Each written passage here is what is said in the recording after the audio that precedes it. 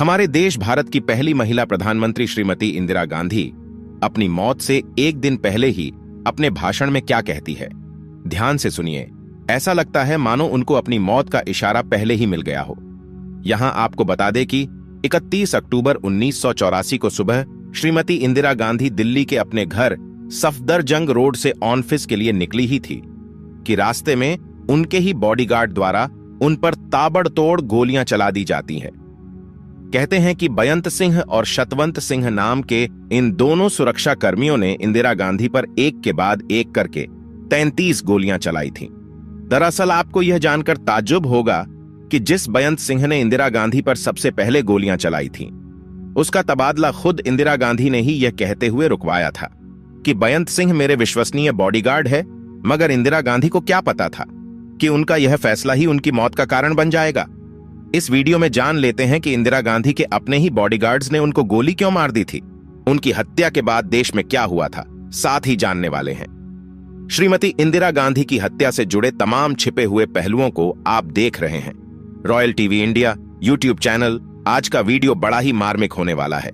यदि आप चैनल पर नए हैं तो सब्सक्राइब करते हुए वीडियो के अंत तक जरूर बने रहे। दोस्तों, 30 अक्टूबर 1984 को श्रीमती इंदिरा गांधी उड़ीसा के भुवनेश्वर में चुनावी सभा कर रही थी, जहां पर उन्होंने लोगों से कहा था कि आज मैं जिंदा हूं और कल मैं रहूं या नहीं रहूं, लेकिन मुझे इस बात का गर्व है कि मैंने अपनी पूरी जिंदगी लोगों की सेवा में बिताई है। बहरहाल, इस सभा के बाद शाम को ही इंदिरा गांधी दिल्ली लौट आती है। लिहाजा अगले दिन इंदिरा गांधी को आयरिस फिल्म डायरेक्टर पीटर को एक इंटरव्यू देना था। पीटर इंदिरा गांधी पर एक डॉक्यूमेंट्री बना रहे थे। दिन था 31 अक्टूबर 1984 का। जगह थी दिल्ली का सफदरजंग रोड स्थित इंदिरा गांधी का निवास। रोजाना की भांति उस दिन भी श्रीमती इंदिरा गांधी सुबह जल्दी उठ जाती है। इसके बाद उन्होंने रोजमर्रा के सारे काम निपटाए। इधर सुबह के 8 बज रहे थे। इंदिरा गांधी के निजी सचिव आर के धवन भी सफदरजंग रोड पहुंच चुके थे। उधर इंदिरा गांधी इंटरव्यू के दौरान कैमरे में अच्छा दिखना चाहती थी, इसलिए अपना मेकअप पूरा करवाने में लग गई। अब घड़ी की सुई धीरे धीरे आगे बढ़ रही थी। घड़ी में 9 बज रहे थे। इस दौरान एक अकबर रोड की लोन में इंटरव्यू की पूरी तैयारी कर ली गई थी।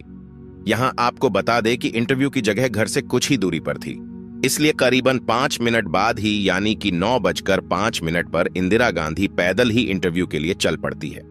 उनके पीछे पीछे आर के धवन भी निकल पड़ते हैं। तेज कदमों से चलती हुई इंदिरा गांधी उस गेट से कुछ ही दूरी पर थी जो सफदरजंग रोड को एक अकबर रोड से जोड़ता है। दरअसल उस गेट पर सब इंस्पेक्टर बेअंत सिंह खड़ा था। उसके ठीक बगल में संतरी बुथ में कांस्टेबल सतवंत सिंह अपनी ऑटोमेटिक गन के साथ मुस्तैद खड़ा था। इधर इंदिरा गांधी को देखकर सभी अधिकारी हरकत में आ गए थे। लिहाजा इस दौरान पैदल चलती हुई इंदिरा गांधी इंटरव्यू को लेकर कुछ सोचती हुई जल्दी जल्दी आगे बढ़ रही थी। यहां आपको बताते चलते हैं कि इंदिरा गांधी ने उस दिन बुलेट प्रूफ जैकेट भी नहीं पहन रखा था, क्योंकि उनको चिंता थी कि बुलेट प्रूफ जैकेट से वह कैमरे में अच्छा नहीं दिखेगी। उन्हें क्या पता था कि इसकी कीमत उन्हें जान देकर चुकानी पड़ेगी। इंदिरा गांधी जैसे ही गेट के करीब पहुंची तो बेअंत सिंह को सामने देखकर वह मुस्कुराती हैं। उधर बेअंत सिंह अपने सपनों को साकार होता देख रहा था। आज वह इंदिरा गांधी का रक्षक दूसरे रूप में वहां खड़ा था। जैसे ही इंदिरा गांधी उसके पास आई तो उसने पहले तो इंदिरा गांधी को नमस्ते कहा और फिर धड़ाधड़ उनके पेट में गोलियां चला दी। श्रीमती इंदिरा गांधी झुकते हुए बोली, ये क्या कर रहे हो? उनके पीछे पीछे चल रहे आर के धवन कुछ समझ पाए जब तक पास में ही खड़ा सतवंत सिंह अपनी गन से श्रीमती गांधी पर गोलियों की बौछारें कर देता है। इंदिरा गांधी मुंह के बल नीचे गिर जाती है। कहते हैं कि इन दोनों बॉडीगार्डों ने उस दिन इंदिरा गांधी के पेट में 33 गोलियां मारी थी। सतवंत सिंह ने तो पूरी मैगजीन ही उन पर खाली कर दी थी। दोस्तों, इंदिरा गांधी को गोली लगने के बाद एक बार के लिए सब हक्के बक्के रह गए। किसी को कुछ भी समझ में नहीं आ रहा था। वक्त मानो थम सा गया हो। सभी लोग खड़े के खड़े रह गए। इसके बाद बेअंत सिंह आर के धवन से कहता है कि हमने अपना काम कर लिया है, अब जो करना चाहो वह करो। पास में खड़े एसीपी दिनेश चंद्र भट्ट ने शतवंत सिंह को काबू में ले लिया। वहीं दूसरी ओर सुरक्षा बलों ने बेअंत सिंह को वहीं ढेर कर दिया। वहीं दूसरी तरफ इंदिरा गांधी को एम्बेसडर कार में एम्स अस्पताल पहुंचाया गया, जहां पर डॉक्टर की एक टीम ने इंदिरा गांधी को बचाने के लिए उनका ऑपरेशन किया। उनके पेट में से गोलियां बाहर निकाली गईं। उन्हें तकरीबन 88 बोतल खून चढ़ाया गया। मगर अफसोस 4 घंटे की कड़ी मशक्कत के बाद भी डॉक्टर इंदिरा गांधी को नहीं बचा पाए। दरअसल गोलियों से इंदिरा गांधी के फेफड़े और उनका लिवर छलनी हो चुका था।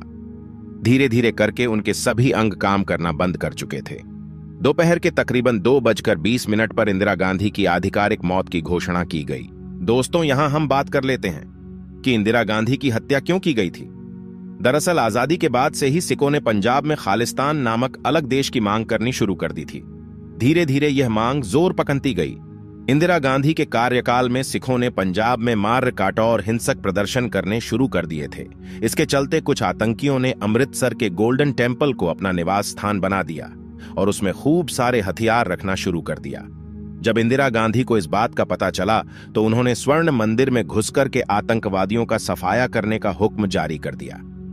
1984 के दौरान ही सेना ने ब्लू स्टार ऑपरेशन चलाकर सिख आतंकवादियों को मार गिराया, जिसमें खालिस्तान सिखों का नेता भिंडरवाला भी शामिल था।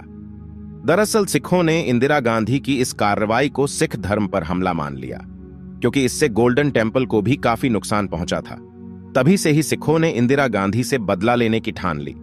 उन्होंने सिख बॉडीगार्ड से संपर्क किया और इस घटना को अंजाम दे दिया।